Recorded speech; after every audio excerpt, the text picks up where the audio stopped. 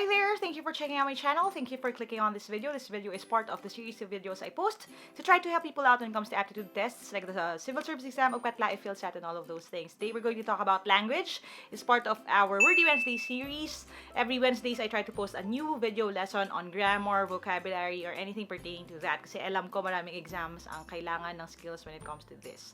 Now today we're going to talk about a topic na probably hindi ganun ka na-emphasize when we were younger, pero laging lumalabas sa exam, lalo na sa sentence correction. So, kung kayo ay nakapag-exam na, alam niyo yung dreaded na letter E na option na no error, it's very scary to shade that kasi minsan na-overlook natin itong mga maliliit na mga differences na ito. At kasama dyan yung punctuation marks. Now, today we're going to talk about yung kung paano ba mag-punctuate ng quotation. And very important to kasi iba-iba yung sequence niya, depende sa paggamit. Ano bang mauna? Period, close quotation, comma, close quotation, question mark, quotation, quotation, question mark. Kailan ba ginagamit ang alin? I-explain ko yan sa inyong lahat. Now, for those who are interested sa shirt that I'm wearing right now, this is part ng ating official merch ng Team Lyqa. You can get this from our founder shop. The link is down below. Fundraising din yan for our project ngayong Christmas na ito. And I can't wait para ipakita yung plano for that really soon. Okay? So, if you are not yet subscribed and wala kayong gustong ma-miss sa mga susunod pa na lessons, don't forget to hit subscribe and hit the bell icon para ma-notify kayo pag merong bagong video. Okay? So, thank you guys. And in order for me to explain this better, I'm going to switch over to my PC so I can show you how to do it. I'll see you in a bit. Okay, let's talk about quotation punctuation. So, I just call this topic this para lang may better recall siya. And first, I want to establish kung bakit siya importante. Let me give you a sample question right here. So, why does this matter? Kasi kung makakita kayo ng ganitong klaseng tanong sa exam, what would you do? Okay? And I want you to answer honestly. Huwag nyo lang utakan kasi yun ang sinabi ko, no? If you look at this question right here, obviously, sentence correction. And this is where you're going to apply a bunch of the grammar topics that I discussed. Hindi ako naggumawa ng anything specific about sentence correction. Pero all of those topics, tenses, yung homonym horrors, including itong topic na to would be used here then. Okay? So sabi sa question, or sabi sa sentence, Pepe asked Pilar, did you steal the cookie from the cookie jar? And then you have no error right here. Now, you can just post a comment down below if you're willing to be really honest with me, no? Pero at first glance, do you see anything wrong with this sentence? Now, I've already asked a bunch of people dito, and I remember distinctly in one of the first review sessions that I had with SSS employees from way back, no? Wala pa yung Team Lyqa nung ginawa ko yon. Nagulat ako kasi not a lot of people knew na may anything wrong with this question. Actually, yung dun sa group na yon, when I asked, they didn't know. So, dito sa tanong na to actually, merong error dyan. Ang error dyan is this, letter D. Pero even if you ask around, kahit sa random people, most people would say, ay, walang mali. So, I just go for no error. Or, titignan nila yung ibang tenses kasi usually yan yung parang, ay naku, baka mali yung tense kasi yun yung obvious na laging may mali. Pero in fact, tama naman yung the rest, okay? Ang mali is just D.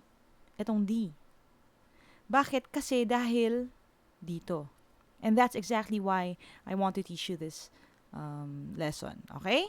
Alright, so let me just give you a couple of sentences and I want you to ask yourself which is right. Sino yung tama sa kanila?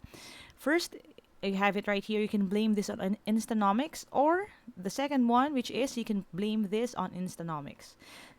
Now, just in case hindi pa masyadong obvious, ang difference lang yan is the quotation marks or the punctuation marks. Sino ang nauna?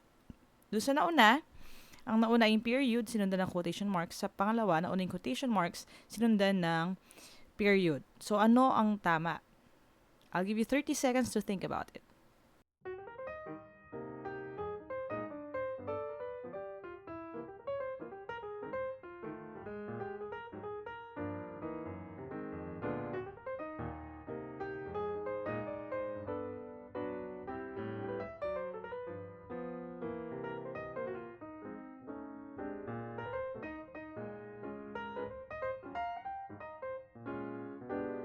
All right.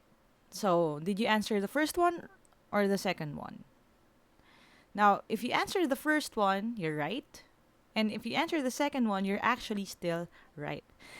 Anong tama sa kanila? The answer is both. Both of them are correct. Ang difference lang is that yung nasa taas, that works if you're talking about American English, and yung nasa ilalim, that is correct pagdating sa British English. Ngayon, ano ngayon ang masusunod? Now, a few days back from when I shot this lesson, one of my mentors, who's actually an editor and writer from GMA, she also reminded me of this, and sa isang thread namin sa writers group, she mentioned this. Dahil ang Filipino English takes after American English more than the British English. Actually, pagdating sa mga rules, we follow the American English rule. Okay, ano ibig sabihin nun? In our case, ang ginagamit talaga nating rule is yung American English. So, ibig sabihin nun, ang gagawin ninyo would be the first one. Yan ang actually first rule natin. Ang first rule natin is, when it comes to periods and commas, pareho sila, okay? Whether period or comma, the rule is this. They always come first. Periods always come first. Commas always come first. So, for example, itong sentence na ito. Sabi, there are better things to do than engage in what you call pseudo-intellectual debate. Kung ilalagay natin dito kung nasaan ang period at nasaan ang quotation, okay, dahil nga ang rule natin is period and commas always come first, mauuna ang period bago mo lalagyan ng close quotation marks. Okay? That is the American English rule. So, pag nakakita kayo ng ganito, make sure na nauuna yung period kaysa sa close quotation na marks. Okay? Right. So, yung susunod nating rule is about semicolons, colons, and dashes. They always come last. Ano ibig sabihin? Mauuna ang quotation or close quotation kaysa sa kanila. So, in this sentence right here, which uses yung dash, ang nawawala dito kasi is the close quotation and the dash. Ang ilalagay natin, dapat, dahil mauuna ang close quotation mark, after easy, we're going to close the quotation right here, and then, doon natin lalagay yung dash. So, kung may makita kayo na baliktad yan, na nauna yung dash bago yung close quotation marks, that is wrong. Incorrect yan. Kung naka-underline yan, sagot yun. Yun ang error dun sa sentence na yon. Okay? So, again, pag semicolons, ganito itsura, colons, ganyan itsura, dashes, dapat last sila. Kung ang period ay nauuna, sila nahuhuli. Okay? So, remember that. That is rule number 2. Now, paano naman kung question marks or exclamation points? Ito na yung special na case, okay? Dito ka na mag-analyze kung ano yung pagkakagamit sa sentence at kung ano talaga yung dapat unahin, okay? Let me explain that. Ang rule number 3 is this, okay? The question mark and the exclamation point come first, okay? If only the quote is a question. Ano ibig sabihin nun? Kung ang nasa loob ng open and close quotation ay question, okay? Question na siya in itself, then mauuna yung question mark or yung exclamation point. Kung buo siya, okay? But, kung hindi, baliktad. Let me give you an example para mas makita ninyo yung difference, okay? Sabi to, Lily asked, did you stay up for the fireworks display? Ngayon, tanong, ito bang part na to, okay, na may quotation, is that a question? Ask yourself. Tanong ba yan? Now, ang keyword natin dyan would be did, no? So, anything na may did, was, who, di ba? Who, when, yung mga ganyang klaseng mga sentences na start with that, alam mo na tanong yun. Kasi yung statement na, did you stay up for the fireworks display? That is a question, right? So, kung question in itself yung nasa loob ng quotation, again, ang rule, mauuna yung question mark bago yung closed quotation. So, in this case, mauuna yung question mark bago yung closed quotation. Yan ang rule. Okay? So, anong gagawin ninyo? Ask yourself, yung nasa loob ba ng quotes, is tanong ba siya? Or siya na ba yung sinisigaw? Kasi diba yung exclamation point, usually, yun ang ibig sabihin. Ini-emphasize or sinisigaw, pasigaw siya, na sinasabi. Kaya exclaimed, yes, ganon. She exclaimed, tapos sabi, yes. Okay? In this case, mauuna din yung exclamation point. Kung yung buong part na kino-close or binubuo ng or pinapagitnaan nung dalawang quotation marks ay tanong or the exclamation itself, mauuna yung question mark or yung exclamation point. Okay, rule number 4. The question mark and yung exclamation point, if yun ang case na sinasabi, if whether it's a question or an exclamation, ibig sabihin pasigaw or with emphasis, yung pagkakasabi sa isang sentence, ilalagay mo sila last, or ibig sabihin mauuna yung close quotation mark, if yung buong sentence ang question or ang exclamation, at hindi yung nasa loob lang ng parenthesis. Let me give you an example. It's really better if you see it eh. Sabi dito, was it better than the Mouse House Fun House Extravaganza? Okay? So, obviously, nawawala dito yung question mark at saka yung exclamation point. Saan mo siya ilalagay? Ayan, if you notice, yung clue word natin or keyword natin which is was, di ba, yan ang nag-i-indicate na tanong yung pinag-uusapan, is outside the quotation. Nasa labas siya. Ibig sabihin, ang tanong is not yung nasa loob ng quotation, but yung buong sentence. Yung buong sentence ang tanong. So, the rule number 4 applies. Mauuna dapat yung quotation, in this case, bago yung question mark.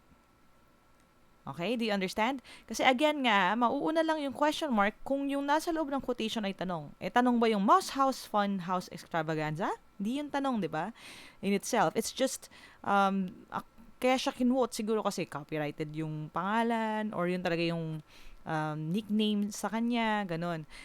Kaya ibig sabihin, kung hindi siya tanong, i-close mo muna yung quotation, tas sa labas mo ilalagay ngayon yung question mark. So again, very subtle difference, no? Maliliit na pagkakaiba. Pero, kung no error nyo yan sa isang sentence at naka-underline itong part na to, automatic wrong. Kasi dapat yung question mark nasa labas. Okay? Now, minsan sa exam, meron din yung choose the best sentence. Etong mga maliliit na bagay na yan ang nagsispell ng difference sa kung ano yung tamang sagot at ano yung maling sagot, which is the best answer dun sa lahat ng options na yon. Kaya you really have to know this, and that's why I prioritize teaching this. Alright, it's time for your quick quiz on quotation punctuation. If at any point you feel that it's too difficult or naguluhan kayo, you can go back and watch the video lesson, okay? So I'm going to give you 3 minutes for 3 questions. Kaya medyo longer in time, I need you to analyze and really apply yung rules that I explained. Make sure that you get the correct answer para mapunta kayo dun sa practice ng double checking din pagdating sa actual exam, okay? Let's start. Your timer starts now.